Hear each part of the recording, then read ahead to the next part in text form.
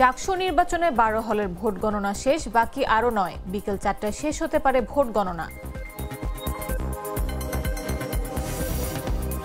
নির্বাচন ও বিচারের মতোই গুরুত্বপূর্ণ জুলাই সনদ, মন্তব্য প্রধান উপদেষ্টার।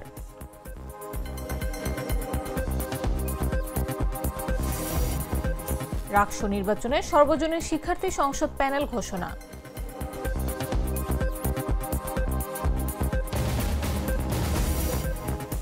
ব্রাজিলের সাবেক প্রেসিডেন্ট বলসোনারোর 27 বছরের কারাদণ্ড।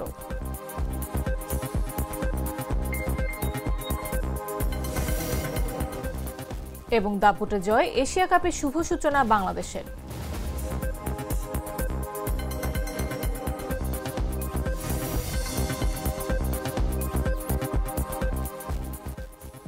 বেলা 11টা নিউজে সবাইকে আমন্ত্রণ। সাথে আছে আমি নাফিস আব্দুল্লাহ। মশলা বদলে ফেলেছি, এবার আপনিও বদলে ফেলুন। একবার প্রাণ গুঁড়া মশলা ব্যবহার করেই দেখুন। ঢাকার আকাশ আজ আংশিক মেঘলা থেকে অস্থায়ীভাবে মেঘলা থাকতে পারে বলে জানিয়েছে আবহাওয়া অধিদপ্তর। সেই সঙ্গে হতে পারে হালকা বৃষ্টি। শুক্রবার সকাল 7টা থেকে পরবর্তী 6 ঘন্টার জন্য ঢাকা ও এর পার্শ্ববর্তী এলাকার জন্য দেয়া পূর্বাভাসে এই তথ্য জানানো হয়। পূর্বাভাসে বলা হয়, ঢাকার আকাশ আজ আংশিক মেঘলা থেকে অস্থায়ীভাবে মেঘলা থাকতে পারে। সেই সঙ্গে হতে পারে হালকা বৃষ্টি। এছাড়া দিনের তাপমাত্রা অপরিবর্তিত থাকতে পারে। এ সময় দক্ষিণ বা দক্ষিণ পূর্ব দিক থেকে ঘন্টায় 8 থেকে 12 কিলোমিটার বেগে বাতাস প্রবাহিত হতে পারে। সকাল 6টায় ঢাকায় তাপমাত্রা রেকর্ড করা হয়েছে 27.8 ডিগ্রি সেলসিয়াস। এ সময় বাতাসের আর্দ্রতার পরিমাণ ছিল 92%। এদিকে সবশেষ সারা দেশের জন্য দেয়া 120 ঘন্টার পূর্বাভাসে বলা হয়, রংপুর, ময়মনসিংহ, চট্টগ্রাম ও সিলেট বিভাগের অনেক জায়গায় এবং রাজশাহী, ঢাকা, খুলনা ও বরিশাল বিভাগের কিছু কিছু জায়গায় অস্থায়ীভাবে দমকা হাওয়া সহ হালকা থেকে মাঝারি ধরনের বৃষ্টি বা বজ্র বৃষ্টি হতে পারে।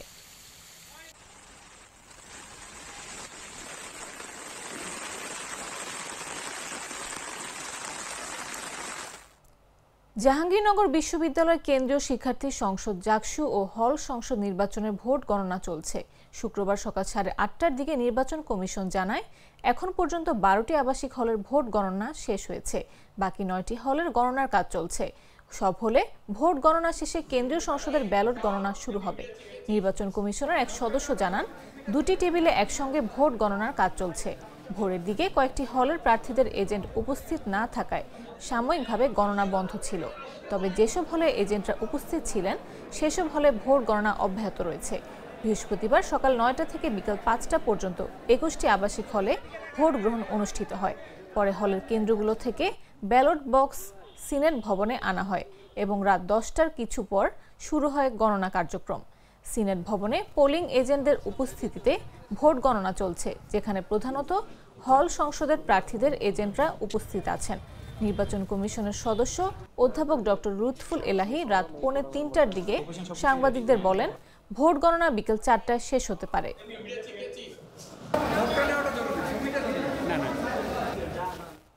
এদিকে জাহাঙ্গীরনগর বিশ্ববিদ্যালয়ের কেন্দ্রীয় ছাত্র সংসদ জাকসু নির্বাচনে দায়িত্ব পালনের সময় অসুস্থ হয়ে পোলিং অফিসার জান্নাতুল ফেরদৌস মারা গেছেন। তিনি বিশ্ববিদ্যালয়ের চারুকলা বিভাগের শিক্ষক। শুক্রবার সকালে দায়িত্ব পালনরত অবস্থায় অসুস্থ হয়ে পড়লে তাকে পাশে এনাম মেডিকেল কলেজ হাসপাতালে নিয়ে গেলে সেখানে চিকিৎসাধীন অবস্থায় তার মৃত্যু হয়। তার মৃত্যুর বিষয়টি নিশ্চিত করে চারুকলা বিভাগের সভাপতি সহযোগী অধ্যাপক শামীম রেজা বলেন, প্রীতিলতা হলে তিনি পোলিং অফিসার হিসেবে দায়িত্বে ছিলেন। সকালে ভোট গণনার সময় তিনি দরজার সামনে পড়ে যান। এরপর তাৎক্ষণিকভাবে এনাম মেডিকেল কলেজে নেওয়া হলে সেখানে মৃত্যু হয় তার।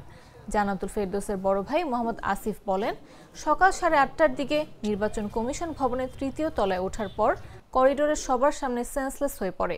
পরে তাকে এনাম মেডিকেলে নিয়ে গেলে কর্তব্যরত চিকিৎসক মৃত ঘোষণা করেন।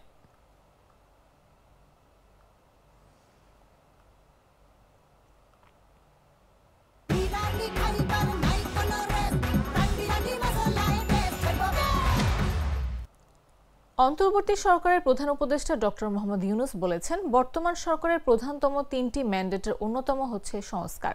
তাই নির্বাচন ও বিচারের মতোই সমান গুরুত্ব দিয়ে জুলাই সনদের বিষয়টিকে দেখতে হবে। বৃহস্পতিবার রাষ্ট্রীয় অতিথি ভবন যমুনায় প্রধান উপদেষ্টার নেতৃত্বে জাতীয় ঐকমত্য কমিশনের বৈঠকে এসব কথা বলেন তিনি।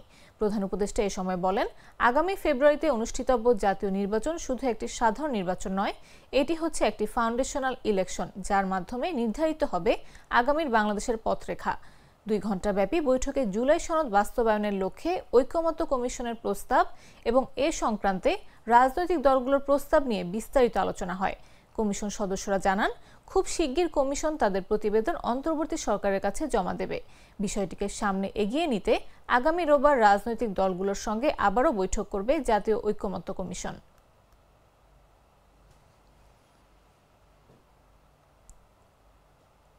রাজশাহী বিশ্ববিদ্যালয় কেন্দ্রীয় ছাত্র সংসদ রাকসু নির্বাচনে সর্বজনীন শিক্ষার্থী সংসদ নামে নতুন প্যানেল ঘোষণা করা হয়েছে।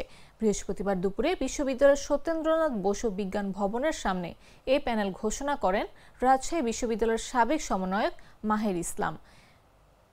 প্যানেলটি গঠন করার ক্ষেত্রে আমরা বিশেষভাবে খেয়াল রেখেছি আমাদের যে স্পেশালাইজ পদগুলো আছে সেখানে যেন যোগ্য মানুষ থাকে। সেই বিশেষ ক্ষেত্রটাতে যাদের কাজ করার অভিজ্ঞতা আছে, নতুন পরিকল্পনা আছে, তাদের পরিকল্পনা এবং অভিজ্ঞতার ভিত্তিতে আমরা তাদেরকে এই প্যানেলের মধ্যে ইনক্লুড করেছি। আর রাকসু নির্বাচন নিয়ে আমরা যখন আমাদের অঙ্গীকারগুলো করলাম তখন আশা করি আমাদের উদ্দেশ্য বা আমাদের ইশতেহার কেমন হতে পারে এই বিষয়ে একটা ধারণা আমরা দিতে পেরেছি।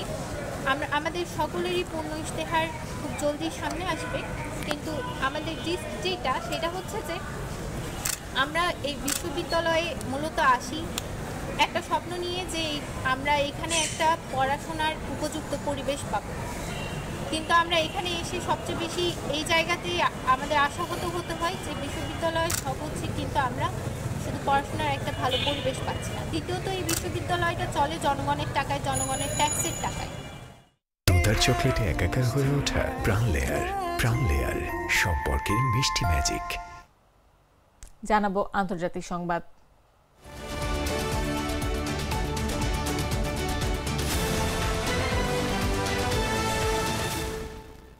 সেনা অভ্যুত্থানের ষড়যন্ত্রের অভিযোগে দোষী প্রমাণিত হওয়ায় ব্রাজিলের সাবেক প্রেসিডেন্ট জাইর বলসোনারোকে 27 বছর 3 মাসের কারাদণ্ড দিয়েছেন দেশটির সর্বোচ্চ আদালত। বৃহস্পতিবার দেশটির সুপ্রিম কোর্টের 5 বিচারপতির একটি বেঞ্চ এ রায় ঘোষণা করেন। এ মামলায় সাবেক মন্ত্রী ও সামরিক প্রধানরা সহ আরও 7 জনের বিরুদ্ধে অভিযোগ প্রমাণিত হয়েছে।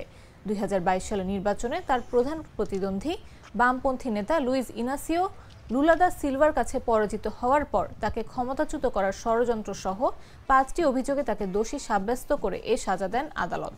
ফলে 70 বছর বয়সী বলসোনারোকে জীবনের বাকি সময়টুকু কারাগারেই কাটাতে হতে পারে। ডানপন্থী নেতা বলসোনারো 2019 থেকে 2022 সাল পর্যন্ত লাতিন আমেরিকার বৃহত্তম দেশ ব্রাজিলের প্রেসিডেন্ট ছিলেন। তিনি বর্তমানে গৃহবন্দী আছেন।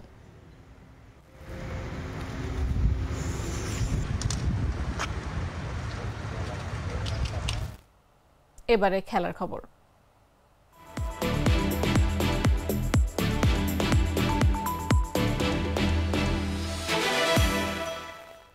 দাপুটে জয় এশিয়া কাপ মিশন শুরু করলো বাংলাদেশ জাতীয় ক্রিকেট দল।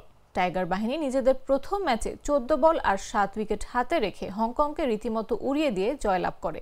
বৃহস্পতিবার আরব আমিরাতের জায়েদ ক্রিকেট স্টেডিয়ামে আগে ব্যাট করে 7 উইকেটে 143 রান করে হংকং। পরে 144 রানের লক্ষ্য তাড়া করতে নেমে ভালো শুরুর পর তৃতীয় ওভারে প্রথম উইকেট হারায় বাংলাদেশ। আয়ুষ শুক্লার শেষ বলটা আকাশে ভাসিয়ে ডিপ মিড উইকেট অঞ্চলে ক্যাচ আউট হন টাইগার ওপেনার পারভেজ হোসেন ইমন। দলীয় 24 রান আর ব্যক্তিগত 14 বলে 19 রান করে সাজঘরে ফিরে যান তিনি। এরপরই ইমনের মতো একই ফাঁদে পা দেন তানজিদ হাসান তামিমও। 18 বলে 14 রান করে আতিফ ইকবালের বলে নিজাকত খানের হাতে ধরা পড়েন তিনি। তৃতীয় উইকেটে তাওহিদ হৃদয়ের সঙ্গে জুটি করে বাংলাদেশকে জয়ের দ্বারপ্রান্তে নিয়ে যান লিটন দাস। 39 বলে 59 রানের দারুণ ইনিংস খেলে সাজঘরে ফেরেন তিনি। তখন জয়ের জন্য দরকার মাত্র 2 রান। শেষমেশ দলকে জিতিয়ে মাঠ ছাড়েন হৃদয়।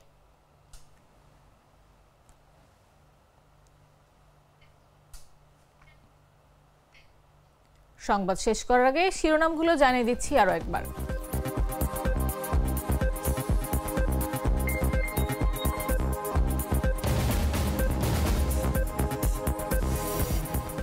জাকসু নির্বাচনে 12 হলের ভোট গণনা শেষ, বাকি আরো 9। বিকেল 4টায় শেষ হতে পারে ভোট গণনা।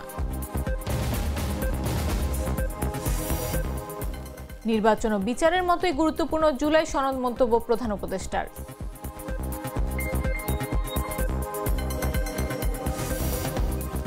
রাকসু নির্বাচনের সর্বজনীন শিক্ষার্থী সংসদ প্যানেল ঘোষণা।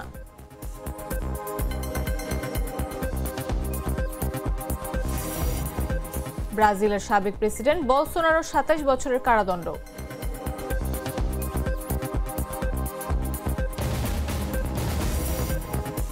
এবং দাপুটে জয়, এশিয়া কাপের শুভ সূচনা বাংলাদেশের।